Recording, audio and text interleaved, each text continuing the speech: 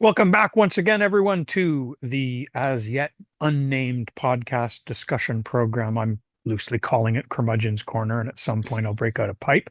That won't work today with my very good friend Saijal Patel, the pride of Thompson, Manitoba, who is joining us not from Thompson, Manitoba. Not that I would besmirch such a lovely place, but I believe grizzly bears actually form city council there. I'm not sure. And we're going to talk a little bit about obviously the election that we are currently enjoying or mired in, depending on your point of view, and then sort of pivot to what Sejal's calling is, what she's busy doing in the front of financial literacy, which I think we both will agree from the outset is sadly lacking in our dear country and gives rise to a lot of the problems which we are currently facing. So Sejal, welcome. Thanks for having me, Trevor. Yeah, this is wonderful. So we could break out the wine because we're famous for doing that, but I think Yes, we are. the I was just prob gonna say we're missing that, but that's okay. there's always wine. There's 700 bottles lying around here at any one We're time. we're less constrained when or restrained, right? When we have wine. So maybe it's a good idea we Well, keep it after this, we aside. must. So, uh, what's your take on the campaign thus far? Oh, well, it's interesting. I think it's definitely a close race. I know a lot of people say that, polls are rigged. I have no idea. I'm in Uh, that camp. yeah. I mean, I really don't know. I can see, I've looked at some of the videos and commentary around it, so that could be the case. Here's what I've learned. I campaigned for our local MPP, Donna Skelly, and I had learned that in politics, 24 hours is a long time, and a lot of things can change. And I'm still waiting for the debate. I'm still waiting for the policies to be really scrutinized. And I'm not ruling out a conservative win. Now I don't know if we're going to see a majority, but I am hoping it's a conservative win because I do believe Pierre Poilievre is the right leader for right now. I agree with you. And I think majorities are usually made in the last week. So when Nanos and other suspect pollsters are saying that the Liberals are enjoying 50% across the country, I mean, we're both relatively astute and understand how statistically you can arrive at that. And I think if you call enough septuagenarian CBC watchers, you're probably going to get numbers like that.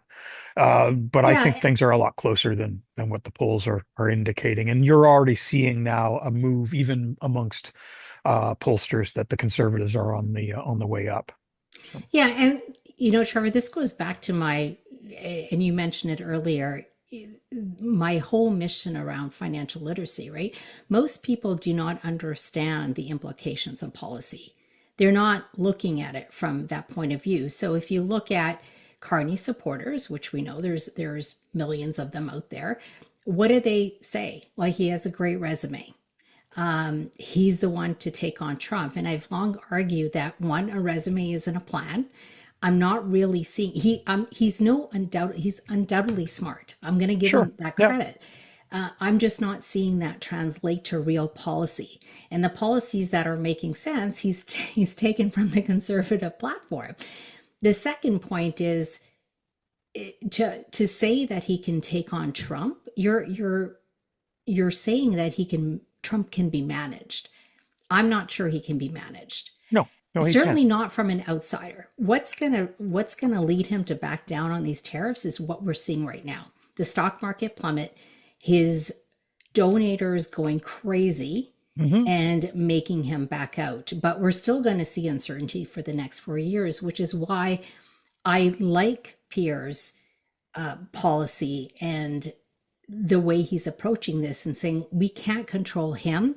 We can control what goes on in our country. And I'm going to fix what's going on in our country to be less dependent. To Exactly, me, and it's this, the right policy.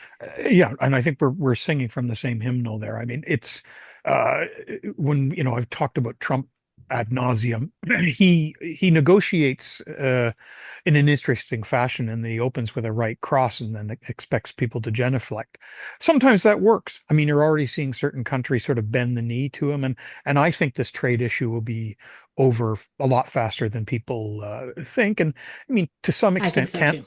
Canada's, I mean, it's interesting because when he introduced reciprocal tariffs, or rather didn't, against Canada, both the Star and the CBC were reporting new tariffs against Canada that day. So that's where our media is at. But trying to focus, and I think Pierre is doing this. And if you see, I mean, you've seen them, the fervor and just the turnout to the things that he's holding, to the fun, or not the, I mean the rallies. You're getting the enthusiasm clearly on the conservative side, and the message is positive. Now, certainly, I mean, some are saying they need to pivot. I think a lot of that is sort of a media narrative that's created. But we've both talked about a prosperity agenda. Hmm. And some of what he's doing is certainly that. I mean, talking about, for instance, a national energy corridor across the country, because when Justin Trudeau said to the German chancellor that there was no business case to sell LNG, absolutely ludicrous.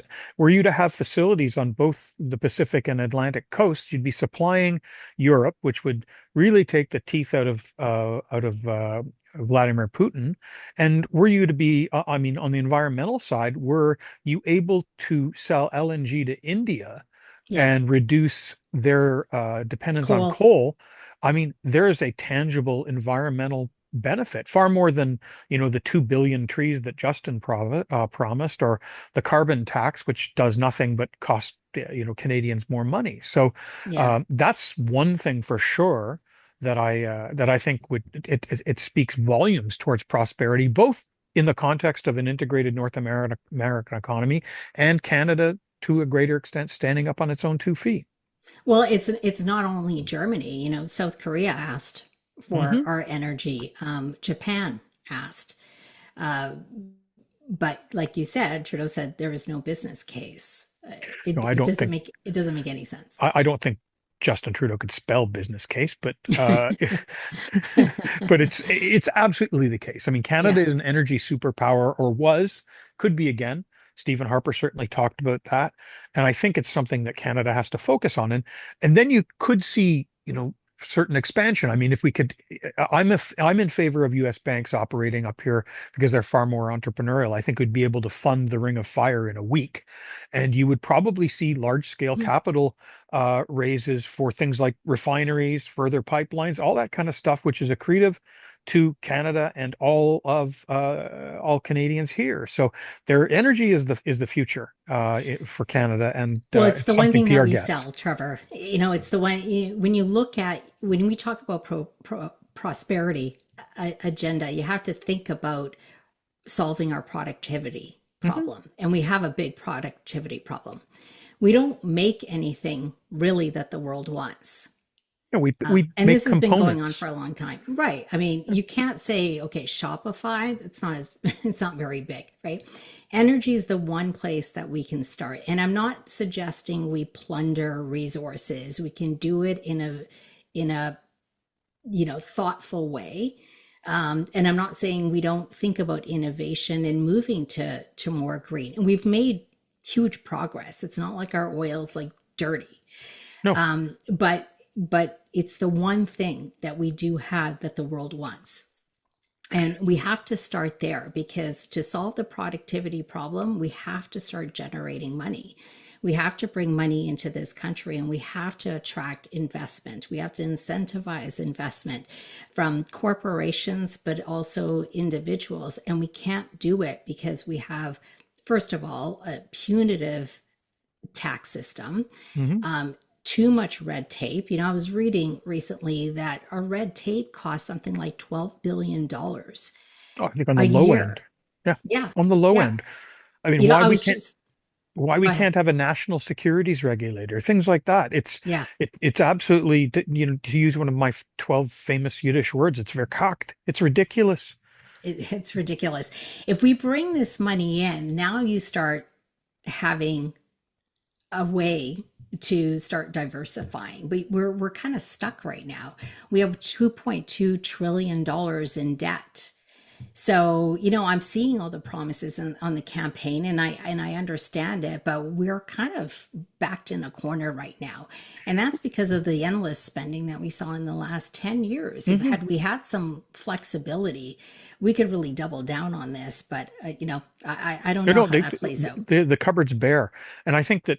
I mean, I pound the table about Canadians being aspirational, and it goes to the productivity issue. It goes to what's happened in education in the last 30 years. Yeah. But I think if you look at an immediate sort of casus belli, what they did during COVID was deeply harmful to the country. They basically said to people, "You don't need to work. We're going to hand you checks." And this morning, I see Doug Ford talking about an $11 billion fund to help Ontario workers in the face of tariffs. They don't need that. They need to be innovative. We, complain Mhm. about the mass immigration that Trudeau brought in, and I certainly think that there is food for debate there. But these folks work. And I look at all these so-called old stock Canadians who are, will not take a job at Tim Hortons, but feel fine. It's fine that they can sit at home on ODSP and use Uber Eats all day. And that's widespread. Canadians Yeah. need to Yeah. fall in love with work again. And that's Yeah. something that it's not just Trudeau that caused that. He certainly amplified it, but that's a trajectory we've been on for 30 years. Trevor, though, I've learned, I mean, this is human nature, right? We're constantly making that the pain pleasure decision all the time. That's Yeah, that's how our brains work.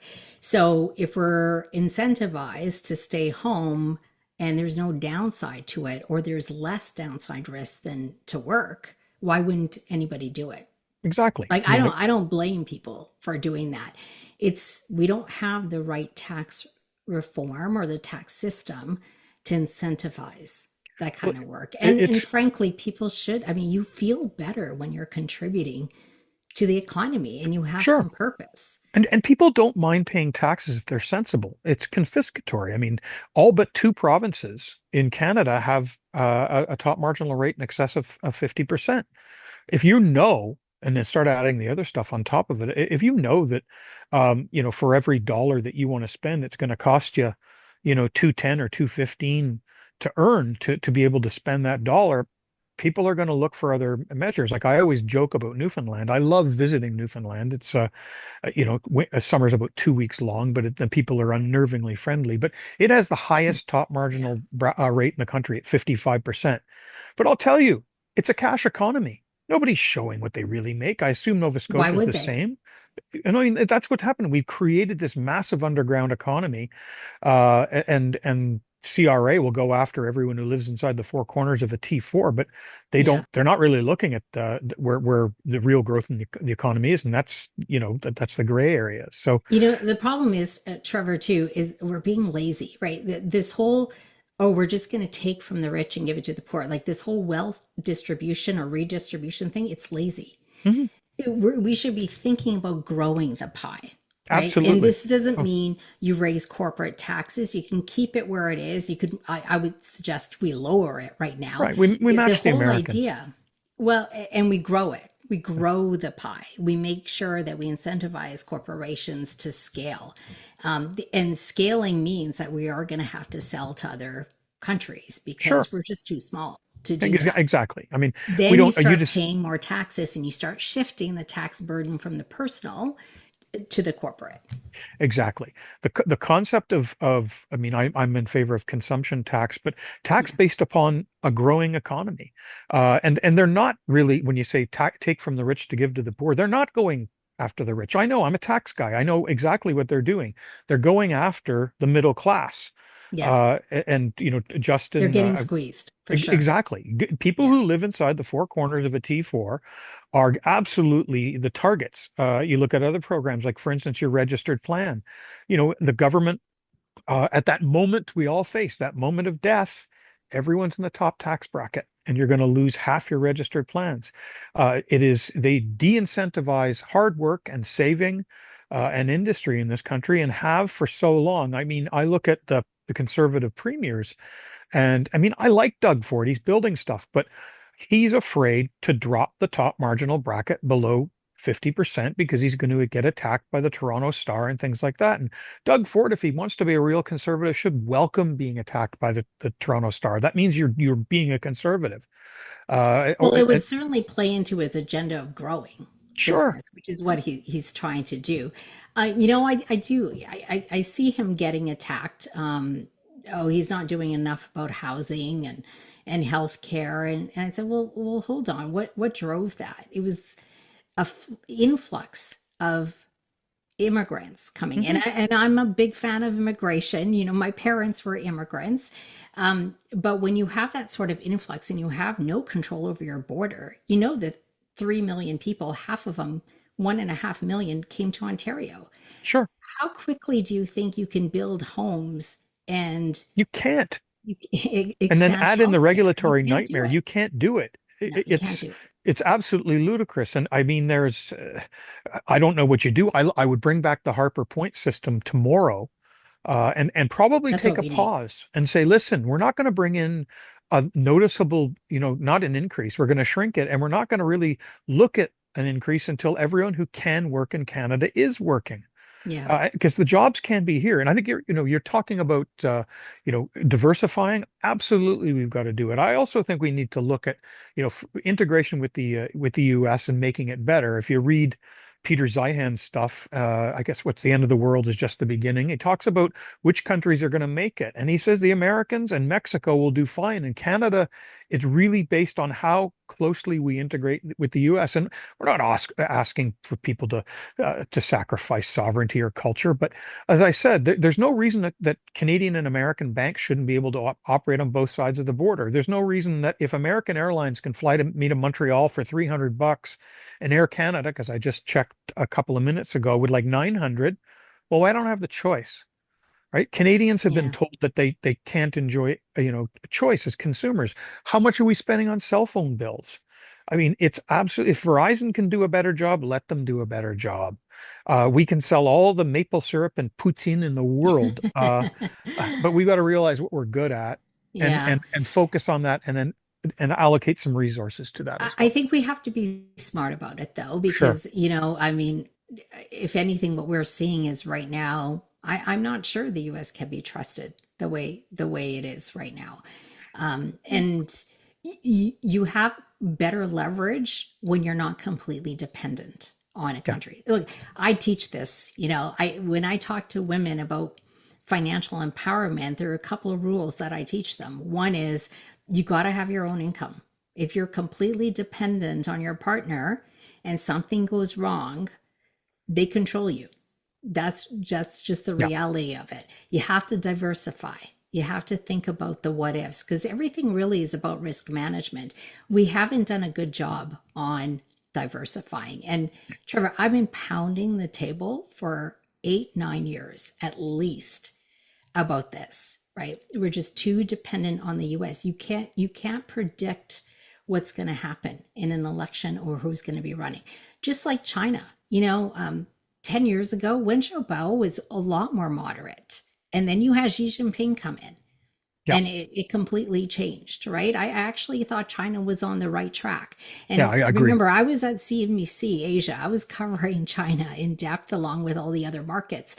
I saw firsthand what was going on. And I thought, okay, if they just take the brakes off communism, if they move towards an autocracy, maybe people will start trusting them more. I don't understand what Xi Jinping is thinking because he's just shooting himself in the foot by doing this. But I again, like who do you trust? Exactly. I have some Chinese clients, and they're lawyers and entrepreneurs, and we were joking the other day that we like Chinese communism because everyone gets rich equally. Well, we'll see. Where do you think the Chinese economy is going, and our relationship with them? I think they'll be okay. They're less dependent on the US than we think it is. And I can't remember the stats, Trevor, but I thought it was about 10% of their exports are reliant on the US. I could have that number wrong, but Yeah. it was surprisingly lower than hmm than I thought it was. And remember, they have been working pretty hard on less relying less on exports and relying more on their domestic economy. It hasn't gone as well as it could have. It hasn't gone smoothly. Hmm. Pandemic certainly, reset a lot of things. But I'm less concerned about them because they've been playing their cards pretty well. I mean, they pretty much own most of Africa. you They know, do. Yeah. they do, right? If you look at what's going on in Asia, I mean, most of the markets there, whether it's Indonesia or Vietnam or Singapore, I mean, they're heavily reliant on China. The thing that I learned when I was in Asia and living there was that, and I don't think, Trevor, I would have recognized this had I not lived there, that North America just had this, they were sitting on their laurels, right? I think they believed, and we believe that, well, we're first world, we're democracy, we're untouchable. And meanwhile, Asia was catching up and surpassing. Hmm. There's this sense of arrogance here. Oh, And absolutely. I hate to say it, but Yeah. there is. And I wouldn't have said that. I wouldn't have recognized it unless I had moved away. And meanwhile, they have the benefit of learning from our mistakes. They don't have the legacy issues like the old roads and Right. rails and everything else that we do, right? They can control their population. I mean, people in Asia tend to care more about not conformity, but just predictability a little bit more. Hmm. So they kind of fall in line when they need to Exactly. fall in line, right? And I'm not saying maybe that's not a good thing, but they've been able to advance because of that. And we're behind. I We hate to are. say And it. as a historian, I look to what made Western civilization great, and I'm an absolute proponent of all of that.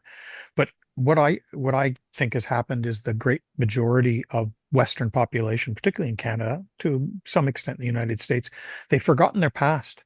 They don't understand what made Western civilization work. I mean, it's sort of the Protestant work ethic and, sensible tax systems and the ability to take risks and all that kind of stuff. Now, Yeah. we're sort of too many Canadians in particular believe in cradle to grave, care. We have, the leader of the Liberal Party, the current prime minister, certainly sings those sort of things, talks about his housing program. And I fear that what you're going to have is blocks of Stalinist houses. Like if you ever approach the downtown of Budapest or Bratislava, you'll see, that kind of thing. Yeah, Um, well, I'll talk about that for a second. I mean, I don't think governments should be in housing, first of all. Absolutely. Yeah, Now that's here, okay? In Singapore, it works. sure. But The there's an government ownership there, component to it too. yeah, there's an ownership, but Singapore treats, I mean, they just think in business terms. Their Yeah, whole they do. economy is like that. And I lived there for 6 years, so I saw the transformation. We don't think like that. Now I have to get there. You I have got to to have a have some drink of at the, the raffles and buy a suit yeah, in Singapore at some a point. But Singapore sling. Yeah, yeah, but yeah. it's so true. And I've just finished a biography of Lee Kuan Yew, and a fantastic story. And on LinkedIn, my good friend Ernest Lang's often talking about it because he's from Singapore. I know Ernest It's Lang. he's a great guy. Yeah. Should run for office, as should you. I'm thoroughly unelectable, of course, other than the southern Alberta, probably, or Texas. But the Singapore's a model. There's other things we could be looking at. Canada, we could be looking at Norway. As a model. Canada should not have any of the social ills, the financial ills that we have given our resource base. What's happened No, is we shouldn't. Canadians have dropped the ball. As you said, we look at China and India where they may not be fielding World Cup soccer teams, but they're absolutely knocking the door down when it comes to education. Canadians need to fall back in love with hard work, whether that's helicopter parents helping along or not. But we have to, and I like Doug Ford, but this was a thing he missed the opportunity on when COVID hit and we're coming out of COVID, we had the perfect opportunity to fix education. That would have been reintroducing grade 13, getting rid of this de-streaming and pounding the table saying we're going to strive for excellence everywhere. And it's not too late. Yeah. You could still do it. But I mean, Canada, I'm a big believer in education, oh, right? we We both need are. to put more resources in. The problem, I think, what I see, it's the school boards. Yeah, I didn't realize this, but someone was telling me, he goes, "Oh, you want to be as one of the on the school board? Anybody can do it." I go, "Well, then that's your problem. that's the problem. Yep. The fact that I anybody can keep do it, toying with they running for hold too much power." the separate board out here because I'll reintroduce Latin, or at least people think I will. But it's so true. I mean, I would, if I was Doug Ford, just to move my popularity up by 2 points, I'd fire the TDSB tomorrow, run it from Yeah. the ministry. It is basically communist, and Well, and most of the I other school feel, boards are the it's the same. teachers who are get caught in the middle of Sure, they all of are. this, and Yeah. you hear it, right? I mean, let's admit there's some bad teachers, which is Hmm. why I have some issues with unions. Not that unions shouldn't protect people; it's they're protecting mediocrity. Exactly. So that's the problem that I have with Yeah, the unions. lowest But common denominator. Hmm. yeah, yeah. I mean, if you're not doing your job, you need to leave. That's right. But they are caught, and you hear this, or like we're having to deal with students who have a lot of mental issues or anxiety, or their first language is in English and all that, and then at the same time you're dealing with students who want to excel. Well, how do you balance the two? And I don't have the answer to No, this, neither do I. But you Trevor, can. but You got to try. you have to create a safe space to have these conversations instead of canceling people out that don't agree with you. Exactly. No, We're not going to solve problems that way. yeah, I completely agree with you. So, where do you see in the next? I mean, we're going to have an election in a couple of weeks. Where do you see Saijal and her crusade for financial literacy in the next year? Are we gonna get you to, if it's a minority government? Are we running you next time, or what's I going to don't happen? know. I mean, I think about it. I think about maybe in 4 years' time. I have to say, Trevor, though, I love what I do.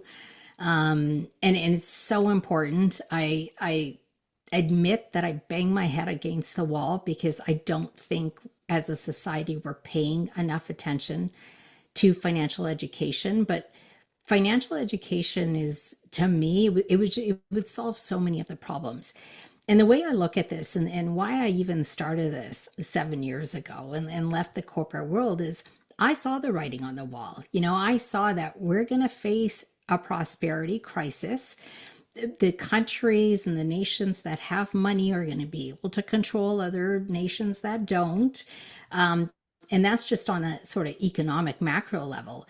And then you go drill down to the personal level. I look at the sort of the hierarchy of Maslow's needs, right? The first level is you need shelter, you need food, um, clothing, whatever it is. Like that's the first level that you have to meet. The second level is, security, freedom, all of that sort of stuff, stability. All of that stuff requires money. Hmm. So nobody can tell me that money's not important. Of course, it's important. The problem is 95% of people don't know how to manage money. No, and it So dominates our lives. I mean, if we looked it at, completely does. if you want familial peace, societal peace, having a good degree of financial literacy, the ability to balance your checkbook and understand how the system works. You don't have to be you don't have to be an investment banker, but to have something more than what we currently have, which is Yeah. just a great void. Yeah. I think that's a noble cause, and it's a societal pillar that we need to rebuild. Well, there's two Um, sides to it, right? So you control what you can, which is managing your own household, but like you said, the other piece is understanding how the economy works. How do you hold leaders, politicians accountable if you have no idea what their promises are, like whether that even makes sense? mhm. And I'm No, talking either like doesn't matter what party it is, no, right? that's true. And No, yeah. we're seeing this right now. There some people are just not able to articulate to a certain degree why they even want to vote for somebody. And it can't be, oh, I like the way they talk. I'm sorry, that's not good enough. Or I don't like the way they talk. So these things are important. And I look at data, Trevor, and I'm telling you, this is a ticking time bomb. Like people are not saving for retirement. You look at data that says that, the average person over 65 has about $280,000 in savings. That's not Hmm. enough. It's not enough. 44% of people that are like between 55 and 64 have about $5,000. And we can say that that's their problem. It is not their problem. No, it's not. You can't have economic prosperity when half your people in the country run out of money. And you know what happens in a democracy? Taxes go up. So we Hmm. all pay the price. And the problem is we won't know the difference between the person who really worked hard, did everything right, and just couldn't make ends meet, and the person who just blew all their money, didn't care. You don't know the difference. To media, it's all the same, right? And so we have to start enforcing or really incentivizing financial literacy. I think it's so important. I will not quite end it there. That's fantastic. You're a prophet. We will continue this. As we are in the election campaign, do you have a brief bit of advice to our dear leader of the Conservative Party? Because I know he's likely listening. You know what? I like that he's kind of warmed up and he smiled more. A lot of people tell me that, they don't like the way he is, and he has the slogans, and he has a dog attack dog. And believe me, I used to think that too.